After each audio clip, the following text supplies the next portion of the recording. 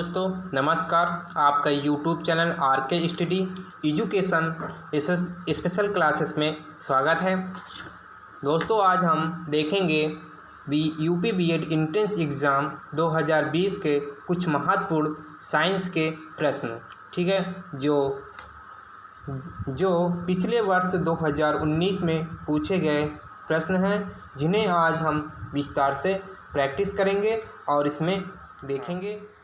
तो पहला क्वेश्चन है, परमाणु के सिद्धांत का प्रतिपादन किसने किया था? तो ए ऑप्शन है जॉन मेंडल, बी ऑप्शन है जॉन डाल्टन और सी ऑप्शन है कोपरनिकस और डी ऑप्शन है रदरफोर्ड। तो हमारा राइट आंसर होगा बी, जॉन डाल्टन ने किया था। तो परमाणु सिद्धांत का प्रतिपादन जॉन डाल्टन ने किया था, ठीक है। तो उसके बाद अगला क्वेश्चन है हमारा, न्यूट्रॉन की खोज किसने की थी? तो न्यूट्रॉन की खोज किसने की थी? ए ऑप्शन है जेम्स चैडविक और बी ऑप्शन है न्यूटन और सी ऑप्शन है रदरफोर्ड और डी ऑप्शन है आइंस्टीन। तो हमारा राइट आंसर होगा ए, जेम्स चैडविक ने की थी न्यूट्रॉन की खोज। अगला क्वेश्चन आता है हमारा, गामा किरण की खोज किसने की थी? तो गामा किरण की खोज किसने की? ए ऑप्शन है लोकियर, बी ऑप्शन है रदरफोर्ड और सी ऑप्शन है सी ऑप्शन है गोल्डस्टीन और डी ऑप्शन है पॉल विलर्ड। तो राइट आंसर होगा हमारा डी, पॉल विलर्ड ने की थी। तो गामा किरण की खोज पॉल विलर्ड ने की थी। और उसके बाद अगला क्वेश्चन आता है, इसके बाद अगला क्वेश्चन आता है, परमाणु के नाभिक की खोज किसने की थी? तो परमाणु के नाभिक की खोज किसने की थी? ए ऑप्शन है रदरफोर्ड, बी ऑप्शन है आइंस्टीन और सी ऑप्शन है डाल्टन और डी ऑप्शन है चैडविक। तो हमारा राइट आंसर होगा ए, रदरफोर्ड ने की थी। परमाणु की खोज रदरफोर्ड ने की थी। और उसके बाद अगला क्वेश्चन आता है, गति के नियम किसने दिया था? गति के नियम किसने दिया था? तो ए ऑप्शन है न्यूटन, बी ऑप्शन है गैलीलियो और सी ऑप्शन है रदरफोर्ड और डी ऑप्शन है चार्ल्स डार्विन, ठीक है, चार्ल्स डार्विन। डी ऑप्शन है चार्ल्स डार्विन। तो ए हमारा राइट आंसर होगा ए, न्यूटन ने गति के नियम को दिया था, ठीक है। तो उसके बाद अगला क्वेश्चन आता है, रक्त परिवहन की खोज किसने की थी? तो रक्त परिवहन की खोज किसने की थी? ए ऑप्शन है विलियम हार्वे और बी ऑप्शन है जोसेफ स्पीडिन और डी ऑप्शन है एडवर्ड जेनर, इनमें से कोई नहीं। तो हमारा राइट आंसर होगा विलियम हार्वे, ठीक है। तो हमारा राइट आंसर होगा विलियम हार्वे ने की थी। रक्त परिवहन की खोज विलियम हार्वे ने की थी, ठीक है। उसके बाद आता है अगला क्वेश्चन आता है, ऑक्सीजन की खोज किसने की थी? तो ऑक्सीजन की खोज किसने की थी? ए ऑप्शन है रदरफोर्ड और बी ऑप्शन है हेनरी कैंडिस और सी ऑप्शन है अल्फ्रेड नोबेल और डी ऑप्शन है सीले और प्रिस्टले ने। तो राइट आंसर होगा हमारा डी, सीले और प्रिस्टले ने की थी, ठीक है। तो उसके बाद अगला क्वेश्चन देखते हैं, कोशिका शब्द का प्रयोग सर्वप्रथम किसने दिया था?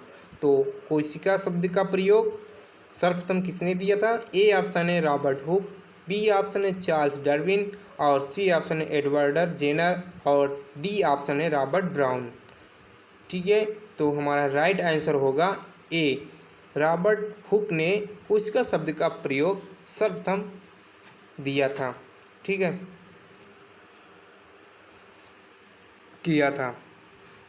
सर्वप्रथम किया था। तो कोशिका शब्द का प्रयोग सर्वप्रथम रॉबर्ट हुक ने किया था। उसके बाद अगला क्वेश्चन आता है, इसके बाद अगला क्वेश्चन आता है, गति के जड़त्व नियम को किसने प्रतिपादित किया? गति के जड़त्व नियम को किसने प्रतिपादित किया? तो ए ऑप्शन है न्यूटन, बी ऑप्शन है गैलीलियो और सी ऑप्शन है कॉपरनिकस और डी ऑप्शन है हेनरी बेकुलर। तो हमारा राइट आंसर होगा बी, गैलीलियो ने जड़त्व के नियम को प्रतिपादित किया था। ठीक है, उसके बाद अगला क्वेश्चन आता है, चुंबकीय सुई किस तरफ संकेतित करती है? तो चुंबकीय सुई किस तरफ संकेत करती है? ए ऑप्शन है पूर्व और बी ऑप्शन है पश्चिम और सी ऑप्शन है उत्तर और डी ऑप्शन है दक्षिण। तो हमारा राइट आंसर होगा उत्तर की ओर संकेत करती है। चुंबकीय सुई उत्तर की तरफ संकेत करती है। ठीक है, उसके बाद देखते हैं अगला क्वेश्चन है हमारा, हाइड्रोजन को जलाने से क्या बनेगा? हाइड्रोजन को जलाने से क्या बनेगा? ए ऑप्शन है ऑक्सीजन, बी ऑप्शन है रॉक और सी ऑप्शन है मिट्टी और डी ऑप्शन है पानी। तो हमारा राइट आंसर होगा डी। जब हम हाइड्रोजन को जलाने से हमें क्या बनता है? हमें क्या मिलता है? पानी मिलता है। ठीक है, तो उसके बाद अगला क्वेश्चन आता है, चूहे मारने का जहर किस रासायनिक पदार्थ से बनता है?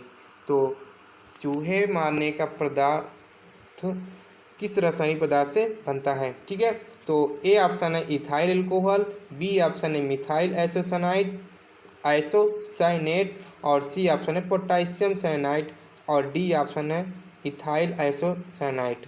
ठीक है, तो हमारा राइट आंसर होगा सी, पोटेशियम साइनाइड से बनता है। चूहे मारने का जहर पोटेशियम साइनाइड से बनता है। ठीक है, पोटेशियम साइनाइड से बनता है। और उसके बाद अगला क्वेश्चन आता है, निकोटीन पाया जाता है। निकोटीन किस में पाया जाता है? ए ऑप्शन है चाय की पत्ती में, तंबाकू की पत्ती में और सी ऑप्शन है कॉफ़ी की बीजों में या डी ऑप्शन है नीम की पत्तियों में। तो हमारा राइट आंसर होगा तंबाकू की पत्ती में निकोटीन पाया जाता है। ठीक है, तो अगला क्वेश्चन होगा हमारा, कमरे को ठंडा किया जा सकता है। ए ऑप्शन है पानी के बहने से, बी ऑप्शन है संपीड़ित गैस को छोड़ने से और सी ऑप्शन है रसोई गैस से और डी ऑप्शन है ठोस को पिघलाने से। तो राइट आंसर होगा हमारा संपीड़ित गैस को छोड़ने से। ठीक है, संपीड़ित गैस को छोड़ने से। उसके बाद अगला क्वेश्चन आता है, निम्नलिखित में कौन दूध को दही बनाता है? तो ए ऑप्शन है खमीर, बी ऑप्शन है लैक्टोबैसिलस और सी ऑप्शन है राइजोपस और बी ऑप्शन है राइबोजियम, डी ऑप्शन है राइबोजियम।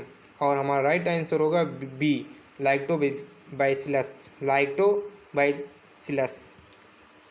ठीक है, उसके बाद अगला क्वेश्चन आता है, निम्नलिखित में से कौन डीएनए का भाग नहीं है? कौन डीएनए का भाग नहीं है? तो ए ऑप्शन है थायमिन, बी ऑप्शन है साइटोसिन, सी ऑप्शन है राइबोसोम और डी ऑप्शन है गुआनिन, डी ऑप्शन है गुआनिन। तो हमारा राइट आंसर होगा सी, राइबोसोम। अगला क्वेश्चन आता है, पित्ताशय किस ग्रंथि के नीचे होती है? तो पित्ताशय किस ग्रंथि के नीचे होती है? ए ऑप्शन है अग्नाशय, बी ऑप्शन है यकृत और सी ऑप्शन है पक्वशय और डी ऑप्शन है लैंगरहैंस की दीपिका। ठीक है, तो हमारा राइट आंसर होगा यकृत।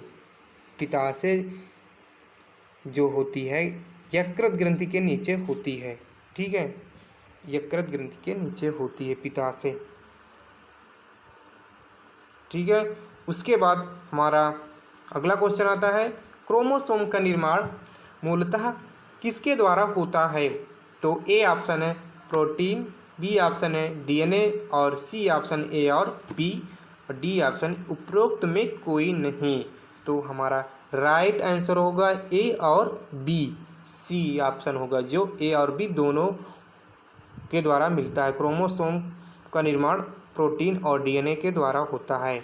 ठीक है, उसके बाद अगला क्वेश्चन आता है हमारा, सजीव अस्तित्व में कितने प्रतिशत जल होता है? सजीव अस्तित्व में कितने प्रतिशत जल होता है? ए ऑप्शन है 20%, बी ऑप्शन है 30% और सी ऑप्शन है 66% और डी ऑप्शन है 25%। तो हमारा राइट आंसर होगा ए 20% सजीव अस्तित्व में जल होता है। ठीक है, उसके बाद अगला क्वेश्चन आता है, मानव शरीर में खनिज द्रव्यों की कुल मात्रा शरीर के वजन का लगभग कितने प्रतिशत होती है? मानव शरीर में खनिज द्रव्यों की कुल मात्रा शरीर के वजन का लगभग कितने प्रतिशत होती है? ए ऑप्शन है 4.5%, बी ऑप्शन है 5.5%, सी ऑप्शन है 6.5% और डी ऑप्शन है 7.5%। तो हमारा राइट आंसर होगा ए 4.5% होती है। ठीक है, 4.5% होती है। ठीक है, उसके बाद अगला क्वेश्चन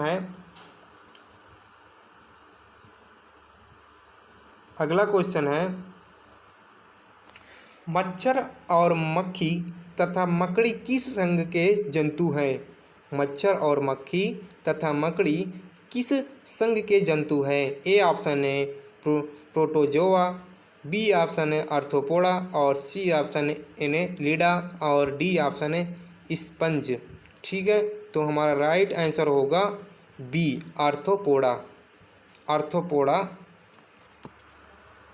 आर्थ्रोपोडा संघ के जंतु हैं।